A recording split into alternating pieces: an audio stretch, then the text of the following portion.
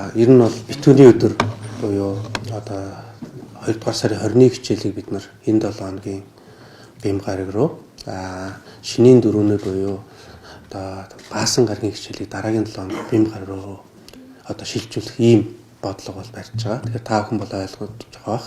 Монгол улс бол тархаа бодорхой байшилтай. За сум багийн төвд олон сургуулиуд байдаг. Эдгээрт бол дийлэнх болгон малчтын хүүхдүүд байдаг. Тэр нэг хоногийн хичээлтэй холбоотой одоо хүүхдүүд гэртээ ирж очихтой холбоотой нэлээд юм хөндөрлүүд үүсдэг. Тэгээ мөн дээрэс нь одоо онцгой байдлын ерхий газар дээрээс одоо өнгөрсөн 1-р сард авсан мэдээлэлээр бол 15 аймгийн 85 гаруй сум зудтай байна. За иймэрхүү тохиолдолд бол одоо хүүхдүүдээ одоо нэг өдрийн хичээлээс шалтгаалж эрсдэлд орохоос бас бид нар хамгаалах ёстой.